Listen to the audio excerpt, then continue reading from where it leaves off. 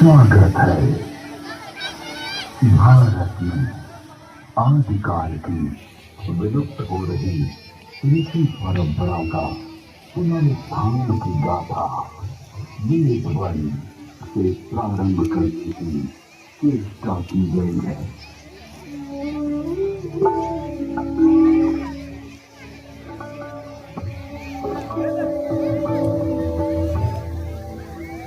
वेद परम पिता परमात्मा की पवित्र वाणी जो सृष्टि के प्रारंभ में मानव मात्र के कल्याण के लिए अग्नि, वायु, आदित्य, अंगिरा इन 4 ऋषियों के पवित्र अंतःकरण में उद्भूत हुई।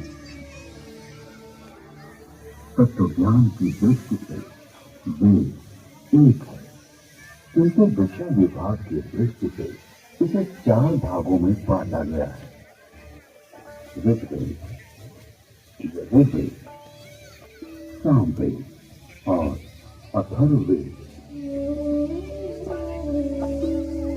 ऋग्वेद में ज्ञान का विषय, यजुर्वेद में कर्म का विषय, सामवेद में उपासना का विषय और अथर्ववेद में विज्ञान का विषय है। विश्व साहित्य का प्राचीनतम ग्रंथ वेद है। मानव जाति के प्राचीनतम ग्रंथ होने के कारण उस समय की सभ्यता, संस्कृति, आचार विचार और कर्तव्य आदि को जानने का स्रोत वेद है। भारतीय दर्शन, साहित्य, ललित कला, संगीत, ज्योतिष, ज्ञान विज्ञान वेदों में है। वस्तुतः वेद संसार के समस्त पदार्थों का बोध कराते हैं। वेद के भाष्यकार आचार्य सायण कहते हैं, इष्ट की प्राप्ति एवं अनिष्ट के परिहार के अलौकिक उपाय को बतलाने वाले ग्रंथ वेद हैं। सबके द्वारा पूजनीय और यजनीय परमात्मा से ऋग्वेद, यजुर्वेद, सामवेद और अथर्ववेद प्रकट हुए। ऋग्वेद की मंत्र रचना ऋषि कहते हैं, तस्माद् वरुता समान जगीरे छंदांसि जगीरे तस्माद् तस्माद् जायते।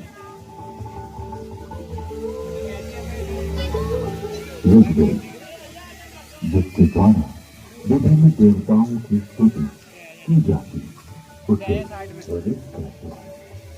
ऋच्यते क्रियते अन्य इति ऋच। इस प्रकार की ऋचाओं के संग्रह का नाम ऋग्वेद है। ऋग्वेद विश्व साहित्य का प्राचीनतम ग्रंथ है। ऋग्वेद में 10 मंडलों में 1028 सूक्त में 10,600 मंत्र हैं। यजुर्वेद, यजुर्वेद में कर्मकांड का प्राधान्य है, जिसकी समाप्ति अनियत अक्षरों वाली है अथवा जो गद्यमय है उसे यजुष कहते हैं। अन्यताक्षरावसानो यजुर। यजुर्वेद के 2 भाग हैं, शुक्ल यजुर्वेद एवं कृष्ण यजुर्वेद। शुक्ल यजुर्वेद में 40 अध्यायों में 1975 मंत्र हैं। कृष्ण यजुर्वेद गद्यात्मक है। सामवेद गीति साम है। गीतेषु समाख्या। संगीत का मूल उद्गम सामवेद है। सामवेद के 2 भाग हैं, पूर्वार्जित एवं उत्तरार्जित। सामवेद में 1875 मंत्र हैं। अथर्ववेद, अभिचार मंत्रों का ज्ञान अथर्ववेद में है। इसमें आयुर्वेद का विस्तृत विवेचन हुआ है। इसकी शौनक शाखा में 20 कांडों में 730 सूक्तों में 6000 मंत्र हैं।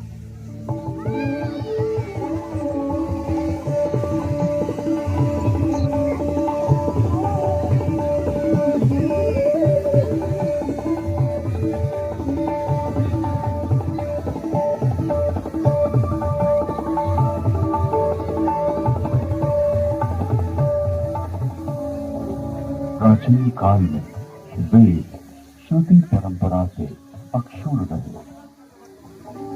वैदिक ऋषियों ने वेदों को कंठस्थ किया और अपने शिष्यों को इसका श्रवण कराया। शिष्यों ने सुनकर वेदों को कंठस्थ किया और उन्होंने अपने शिष्यों को सुनाकर कंठस्थ कराया। इस प्रकार श्रुति परंपरा से वेद अक्षर बने रहे। वेदों में किसी भी प्रकार की मिलावट न हो सके, इसके लिए वैदिक ऋषियों ने विस्तृत पाठों का निर्माण किया। वेदों में मंत्र दृष्टा ऋषियों का उल्लेख है, जिन्होंने मंत्रों का साक्षात्कार किया। इस परंपरा में सप्त ऋषियों का विशेष महत्व बतलाया गया है। सप्त ऋषियों का वैशिष्ट उपनिषद एवं पुराणों में मिलता है। ये 7 ऋषि हैं: वशिष्ठ, विश्वामित्र, जमदग्नि, भारद्वाज, अत्रि, गौतम, अगस्त्य। वेदों में अनेक ऋषिकाओं का भी उल्लेख है। इन ऋषियों की परंपरा का अनुपालन करने वाले ऋषियों ने भी इन्हीं नामों को धारण किया।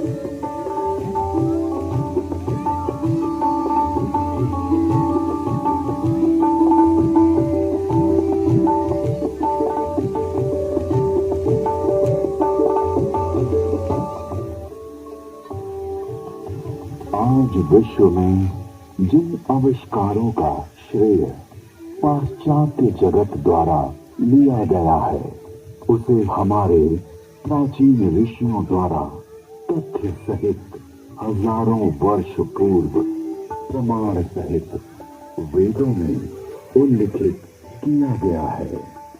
जैसे अगस्त्य संहिता में विद्युत उत्पादन के सूत्र मिलते हैं।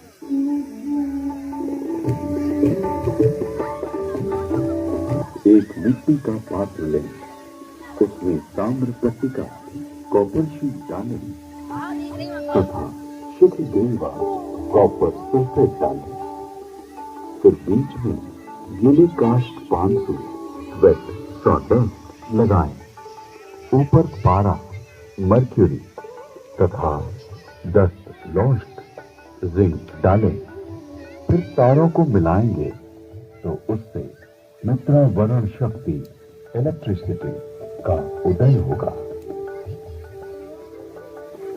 अगस्त्य संहिता में विद्युत का उपयोग इलेक्ट्रोप्लेटिंग के लिए करने का भी विवरण मिलता है।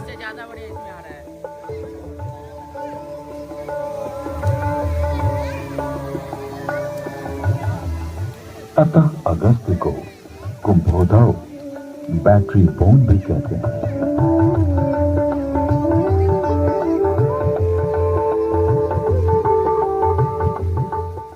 सौ कुंभों उपरोक्त प्रकार से बनी तथा श्रृंखला में जोड़े गए 100 सेलों की शक्ति का पानीपत प्रयोग करेंगे तो पानी अपने रूप को बदलकर प्राणवायु, ऑक्सीजन तथा उदान वायु हाइड्रोजन में परिवर्तित हो जाएगा।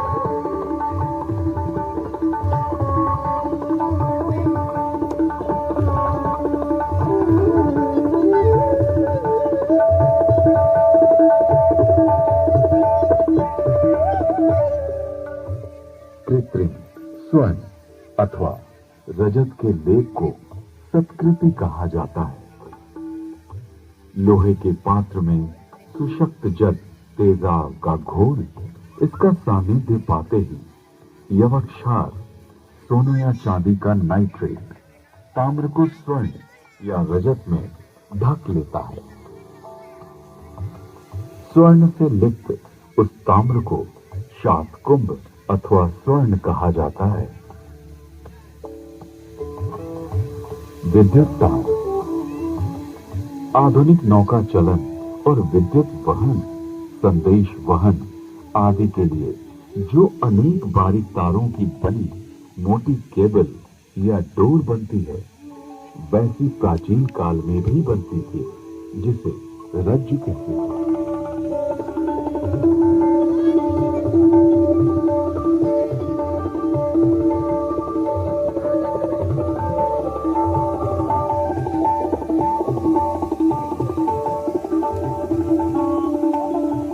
नौ तारों का सूत्र बनता है। 9 सूत्रों का एक गुण, 9 गुणों का एक पाश, 9 पाशों से एक रश्मि और 9, 8, 7 या 6 रज्जु रश्मि मिलाकर एक रज्जु बनती है।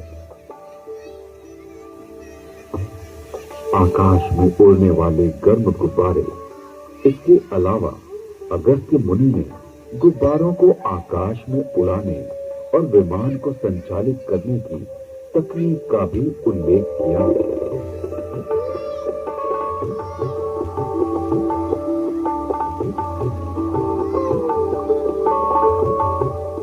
उड़ान वायु हाइड्रोजन को वायु प्रतिबंधक वस्त्र में रोका जाए तो यह विमान विद्या में काम आता है। यानी वस्त्र में हाइड्रोजन पक्का बांध दिया जाए तो उसमें आकाश में उड़ा जा सकता है।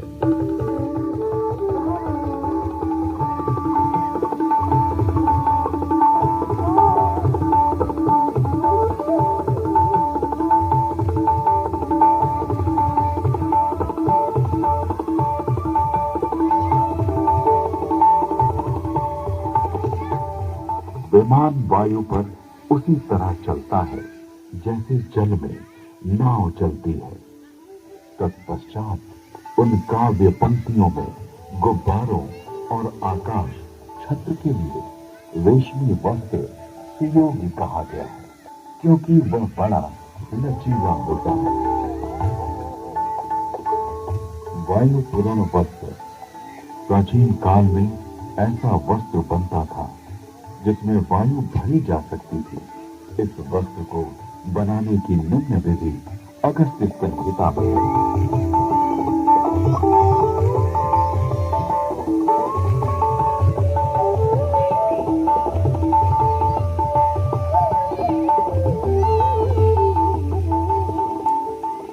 पृथ्वी का सूर्य की परिक्रमा करने का वर्णन ऋग्वेद, यजुर्वेद और अथर्ववेद के मंत्रों में मिलता है।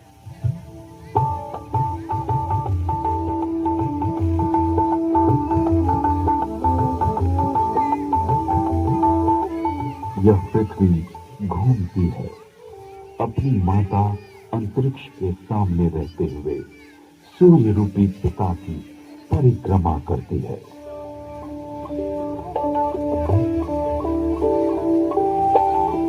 पृथ्वी शक, सूर्य, शुष्ण की प्रदक्षिणा करती है। ऋग्वेद में जल की उत्पत्ति यानी H2O का उल्लेख है।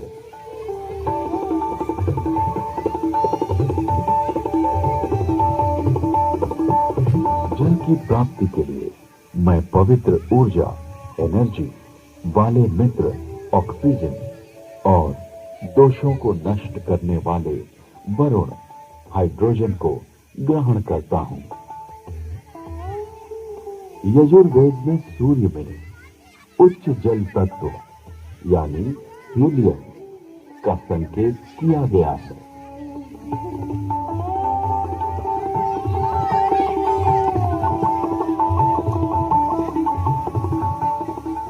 उच्च शक्ति से युक्त हाइड्रोजन, जो कि हीलियम के रूप में है, सूर्य में है।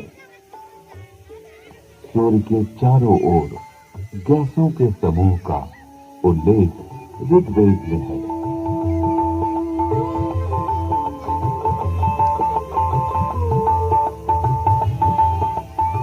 ऋग्वेद में ही सूर्य की गति और प्रकाशक होने का वर्णन है।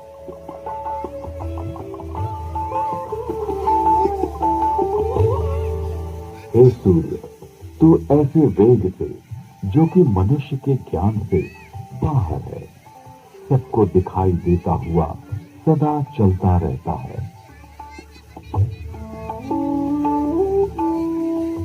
विश्व के प्रथम वैज्ञानिक अथर्वा ऋषि के अनेक आविष्कार का उल्लेख वेद में प्राप्त होता है।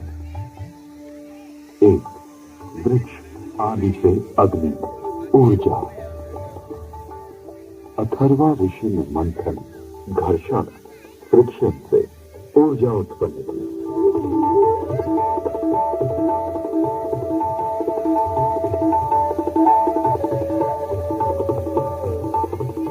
अरण्य नामक वृक्ष की लकड़ी में अग्नि है।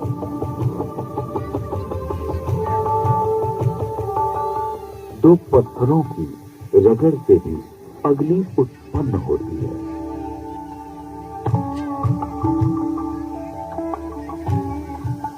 दूसरा, जल मंथन से अग्नि, हाइड्रो इलेक्ट्रिक, हाइडल। अथर्वा ऋषि ने तालाब के जल से मंथन, फ्रिक्शन के द्वारा जलीय विद्युत हाइडल का आविष्कार किया।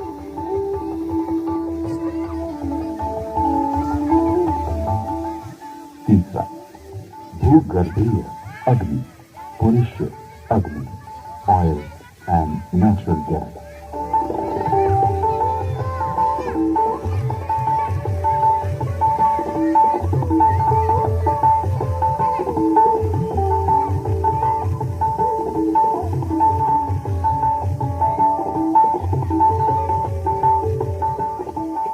अथर्ववेद में सूर्य से पदार्थों के प्रकाशित होने अर्थात वर्ण, कलर प्राप्त होने का वर्णन है।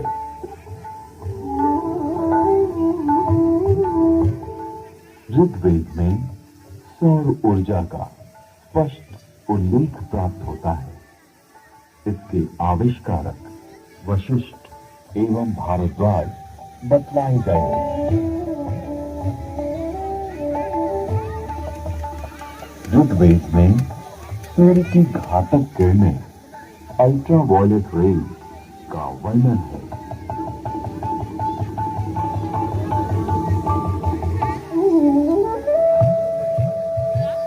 ऋग्वेद और अथर्ववेद में ओजोन परत यानी ओजोन लेयर का वर्णन है।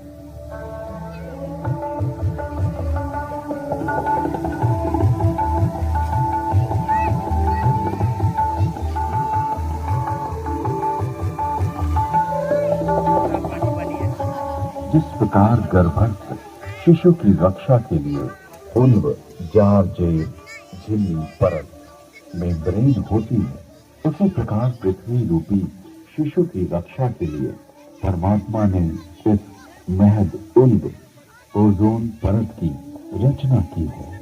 ये स्थूल रूप वाला है। पृथ्वी की 7 परतों यानी स्ट्रेटा का उल्लेख ऋग्वेद में है।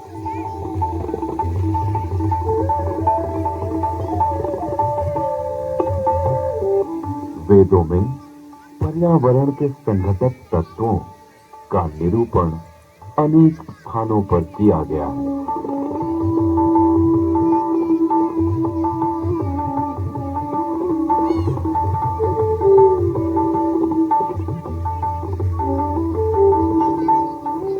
जल,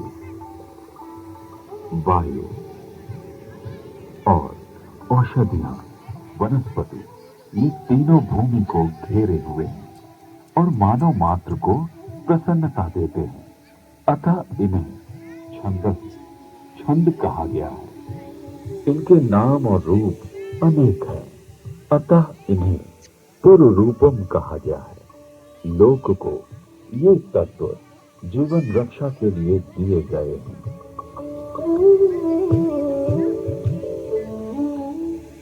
यजुर्वेद में ये स्पष्ट रूप से कहा गया है कि वेद का ज्ञान सभी के लिए है।